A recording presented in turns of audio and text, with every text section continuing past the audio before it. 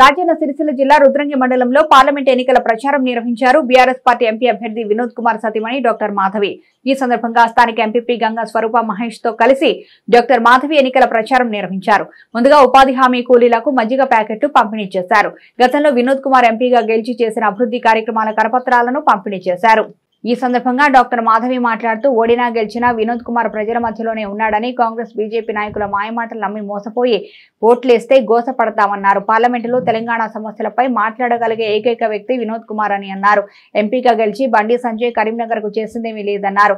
Parliament ఎన్నికల్లో car గుర్తుపై vote వేసి ఎంపీగా వినోద్ కుమార్ ను భారీ మెజార్టీతో గెలిపించాలని కోరారు. ఈ కార్యక్రమంలో సెస్ డైరెక్టర్ ఆకుల గంగారాం, మండల అధ్యక్షుడు దెగవ తిరుపతి, గ్రామశాఖ అధ్యక్షుడు దయాల కమలాకర్, ఎంపీటీసీ మంజల అవన్య రాజేశం, మాజీ మార్కెట్ వైస్ చైర్మన్ కంటేరెడ్డి, మాజీ సర్పంచ్ మాడిశెట్టి ఆనందం, యూత్ అధ్యక్షుడు కోడిగంటి శ్యామ్, నాయకులు పుదారి శ్రీనివాస్, తలరి నర్సయ్య, గొళ్ళెం నర్సింగ్, చెప్యాల గణేష్, ఉప్పులూటి గణేష్, అల్లూరి గంగారెడ్డి, దయాల నారాయణ, పెద్దలు గెంటే ప్రశాంత్, ఎండి బాబా, సింగరపు గంగారెడ్డి, కదాస్ లక్ష్మణ్, బందిళ్ల ప్రదీప్, మరిగడ్డ సతీష్, మేకల రాజేందర్, ఎల్లల గంగారెడ్డి తదితరులు పాల్గొన్నారు.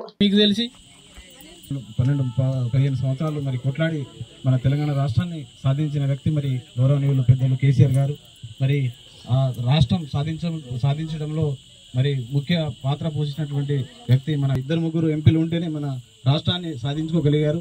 మరి తన ఇలా మరొకసారి మరి గతంలో ఎంపీ ఉన్నప్పుడు మరి ఏమేమి పనులు చేశారో మీ అందరికీ తెలుసు. మరి మరొకసారి మరి ఆశీర్వదించమని మన ముందుకు వస్తున్నారు. కాబట్టి మీకు అందరికీ తెలుసు, మరి ఎవరు ఎట్లాంటి వాళ్ళో తెలుసు. కాబట్టి మీరే ముఖ్యంగా ఆలోచించి మరి ఈసారి ఓటేయాలని నేను భావిస్తా ఉన్నా.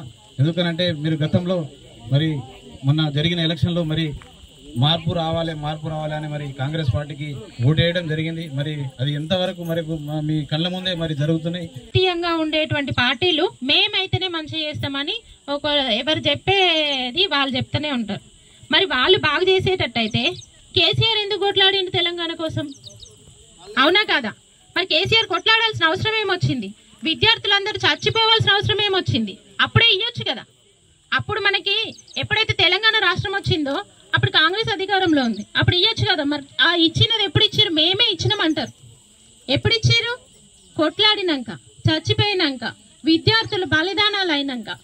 మళ్ళీ ఇంతే కాకుండా రైతులు నీళ్లు లేక, తాగడానికి నీళ్లు లేక ప్రజలు ఇస్తే ఇచ్చినట్టు కొట్లాడి తెచ్చుకున్నాం. ఎవరు ఇయ్యలే మనకు తెలంగాణ. ఇప్పుడు కూడా మేము ఇదివరకు కూడా చెప్పామో, అసెంబ్లీ ఎలక్షన్ లో ఏదైతే చెప్పామో నిజంగా అది 100% నిజం. జబ్బులను అవన్నీ చూసే డాక్టర్ ని కానీ మీ వినోదన్న నన్ను పంపించిండు కాబట్టి ఓటు కోసం అడగడానికి నాకు ఓటేయాలి. ఎందుకు నాకు ఓటేయరు? నేను మీకోసమే కష్టపడ్డా, గెలిపించినా మీతోటే ఉన్నా, ఓడిపోయినా మీతోటే ఉన్నా, మీతో పాటే ఉన్నా. మీ హక్కుల కోసం పోరాడిన, పార్లమెంట్ లో మీకోసం పోరాడిన నాయకుడిని నేను. నాకెందుకు ఓటేయరు? నాకు ఓటేయాల మీరు అని నన్ను అడగమని పంపించిండమ్మా. నాకు అందరూ రాజకీయ నాయకులు అందరు మాట్లాడారు, ఏం వచ్చినాయి, ఏం రాలేదు, ఏం దేవాలి, ఏం దేదేది. నేను ఓన్లీ డాక్టర్ అమ్మనమ్మా. నేను కూడా మీ లెక్కనే పొద్దున 8 గంటలకు పోయి రాత్రి 10 గంటల వరకు పనిచేసే డాక్టర్ అని. నా పిల్లలు, నా హాస్పిటలే తెలుసు, అంతకంటే ఏం తెలియదు. వీళ్ళంతా ఇంత విపులంగా ఇంత ఇదిగా మాట్లాడినరు. ఇంకా నేనేం చెప్పేది ఉంటామా? నేను ఒక్కటి ఏంటంటే మా ఆయనకు ఓటు వేయాలని పేరున నా చేతులు జోడించి నమస్కరిస్తాను.